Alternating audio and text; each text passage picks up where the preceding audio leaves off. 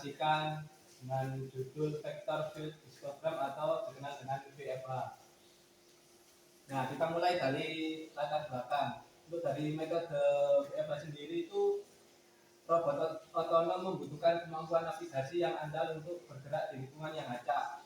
Kedua, tantangan utama dalam navigasi adalah menghindari rintangan secara real time dan menentukan jalur yang efisien menuju tujuan. Nah, untuk pengertian dari metode VFH sendiri yaitu salah satu metode navigasi robot mobile yang digunakan untuk menghindari rintangan atau obstacle avoidance. Metode ini bekerja dengan memproses data sensor jarak seperti lidar, sonar, atau sensor ultrasonik dan kemudian menghasilkan arah gerak yang aman menuju target. Berikutnya yaitu konsep dasar VFH. Satu, menggunakan data sensor jarak seperti lidar, sonar, dan ultrasonik. Dua, data lingkungan disimpan dalam histogram grid. Tiga, dibuat pola histogram untuk distribusi rintangan. Dan yang terakhir, robot memilih arah aman sesuai tujuan. Untuk kelebihan VFH sendiri yaitu ada tiga, yaitu proses cepat, cocok untuk real time. Dua, andal pada lingkungan dinamis. Dan tiga, tidak butuh pemetaan global yang rumit. Oke, selamat malam. Perkenalkan, nama saya Di Maulana. Di sini saya membantu presentasi dari rekan saya. Untuk kekurangan dari VFH sendiri yaitu bisa menghasilkan gerakan zigzag, kurang optimal di ruang sempit atau kompleks, perlu penyesuaian parameter grid, ambang, dan histogram. Berikut ini merupakan gambaran dari metode VFH. Untuk A, B, dan C itu merupakan obstacle dalam simulasi. Sedangkan untuk first free sector itu adalah sektor bebas pertama karena target ada di sebelah kanan. Selanjutnya untuk last free sector ini merupakan free sector kedua. Model kinematika. Model kinematika dari robot kami yaitu differential drive robot, yaitu robot yang menggunakan dua roda sebagai penggerak utama dan dua roda bebas sebagai penyeimbang robot, yang umumnya cocok untuk robot dengan misi pencarian jalur.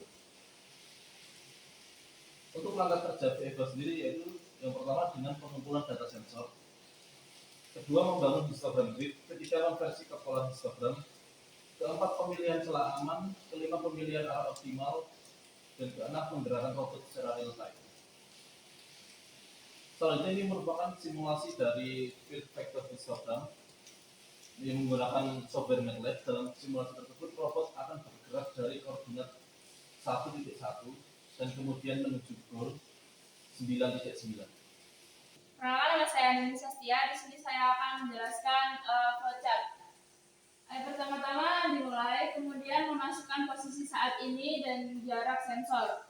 Kemudian sensor membaca posisi saat ini dan jarak sensor. Kemudian selanjutnya ada masukkan CV atau certainty value. Kemudian lanjutnya buat grid histogram. Kemudian setelah membuat grid histogram, buat pola histogram. Baru membuat candidate value dan selesai. Nah, langkah untuk merealisasikan yang pertama itu ada tataran konsep, teori, dan juga desain. Kemudian ada simulasi, kemudian ada transisi ke implementasi atau dari simulasi ke real robot, kemudian eksperimen dengan real robotnya langsung. Nah, kesimpulannya metode VFH ini membantu mobile robot bergerak menuju tujuan sambil menghindari rintangan. Algoritma ini menggunakan histogram untuk menganalisis arah bebas dan memilih jalur optimal secara real time. Oke, di sini saya melanjutkan presentasi teman saya di simulasi dari program kami.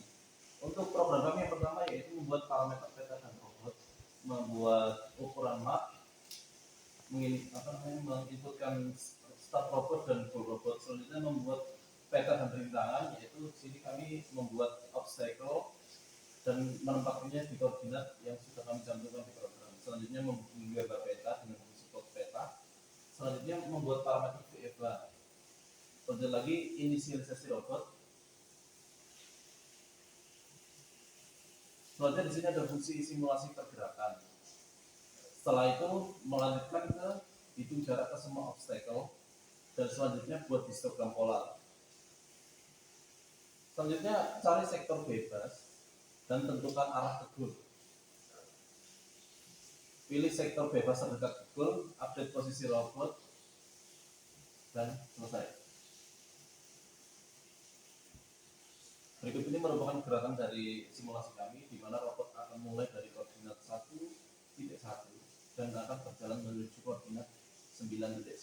Untuk lokasi obstacle sendiri yaitu masing-masing ada di koordinat 2.2, koordinat 4.4, koordinat 4.5, koordinat 6.6, dan untuk goal berada di koordinat 9.9. Sekian presentasi dari kami. Saya Hedi. Assalamualaikum warahmatullahi wabarakatuh.